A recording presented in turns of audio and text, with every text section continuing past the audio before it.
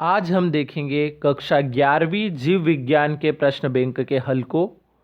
तो इसमें आज हम अध्याय 5 जिसका नाम है पुष्पीय पादपों की आकारिकी, इसके अति लघुत्तरी प्रश्नों के उत्तरों को देखेंगे। अति लघुत्तरी प्रश्न यानी 2 अंकों वाले प्रश्नों के उत्तरों को हम देखेंगे।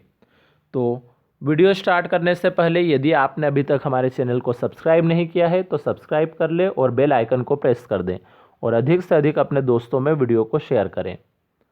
और यदि आपने अभी तक इससे पिछले वीडियो नहीं देखे हैं तो डिस्क्रिप्शन में 11वीं सॉल्यूशन के प्लेलिस्ट की लिंक दी गई है, वहाँ से आप पिछले सारे वीडियो देख सकते हैं। उसमें हमने ऑब्जेक्टिव टाइप क्वेश्चन 2 अंक और 3 अंक वाले सभी प्रश्नों के उत्तर दे रखे हैं।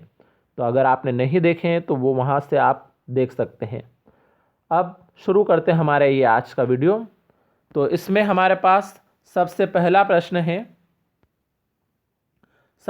प्रश्न है जड़ के 2 कार्य लिखिए। तो जड़ के 2 कार्य में पहला कार्य है जल तथा खनिज पदार्थों का अवशोषण करना तथा भोज्य पदार्थों का संचय करना, और दूसरा कार्य है पादप हार्मोन का संश्लेषण करना तथा पौधों को सहारा प्रदान करना। तो ये थे जड़ के 2 कार्य। आप इसका स्क्रीनशॉट ले सकते हैं यहाँ से चाहे तो। अब हम देखते हैं अगला प्रश्न। तो अगला प्रश्न हमारे पास है श्वसन मूल को उदाहरण सहित लिखिए। तो इसकी परिभाषा है बाहरी परिवेश में उपस्थित वायु इन छिद्रों द्वारा जड़ों में प्रविष्ट होती है और इस प्रकार ऑक्सीजन की कमी को पूरा करती है। ये श्वसन मूल गैसों की विनिमय में भी सहायक है, इसलिए इनको श्वसन मूल तथा सांस लेने वाली जड़ें भी कहते हैं। इसका उदाहरण है राइजोफोरा। तो अब आप चाहें तो इसका भी स्क्रीनशॉट यहाँ से ले सकते हैं इसका। अब देखते हैं हम अगला प्रश्न यानी तीसरा प्रश्न। तो तीसरा प्रश्न है हमारे पास पर्ण विन्यास को स्पष्ट कीजिए।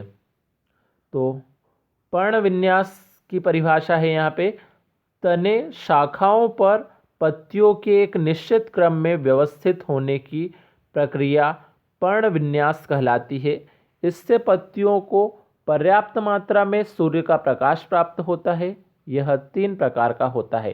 पहला है एकांतर, दूसरा है अभिमुखी और तीसरा है चक्रीय। तो आप इसका स्क्रीनशॉट ले लीजिए यहाँ से। अब देखते हैं हम इसके बाद अगला प्रश्न, चौथा प्रश्न है पुष्प के मुख्य भागों के नाम लिखिए। तो पुष्प के मुख्य भाग हैं, पहला तो है बाह्य दल, दूसरा है दल या पंखुड़ी, तीसरा है पुंकेसर और चौथा है स्त्रीकेसर। अब इसका भी आप स्क्रीनशॉट ले लीजिए। अगला प्रश्न अब हम देखते हैं। अगला प्रश्न है हमारे पास बीजांड न्यास को परिभाषित कीजिए। तो बीजांड न्यास की परिभाषा है बीजांड के अंदर बीजांडों का बीजांडासन पर एक निश्चित क्रम में लगने की व्यवस्था बीजांड न्यास कहलाती है। तो ये था इस 5वें प्रश्न का उत्तर। अब आप चाहें तो इसका भी स्क्रीनशॉट ले लीजिए। अब देखते हैं हम अगला प्रश्न। अगला प्रश्न है हमारे पास पुष्प सूत्र का अर्थ स्पष्ट कीजिए। तो पुष्प सूत्र का अर्थ बताना है यहाँ पे हमें।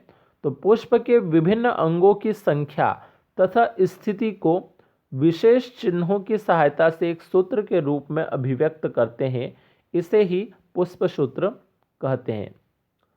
तो अब इसका स्क्रीनशॉट यहाँ से ले लीजिए आप। और अगला प्रश्न है 7वां पुष्प क्रम को परिभाषित कीजिए। तो पुष्प क्रम की परिभाषा है पुष्पाक्ष या पुष्पावली वृंत पर पुष्पों के लगने के क्रम को पुष्प क्रम कहते हैं। तो इस प्रकार से हमने ये अति लघुत्तरी प्रश्न जो 7 प्रश्न थे उन 7 के उत्तर देख लिए। अब अगले वीडियो में हम इसी पार्ट के लघुत्तरी प्रश्न यानी 3 अंकों वाले प्रश्नों के उत्तरों को देखेंगे।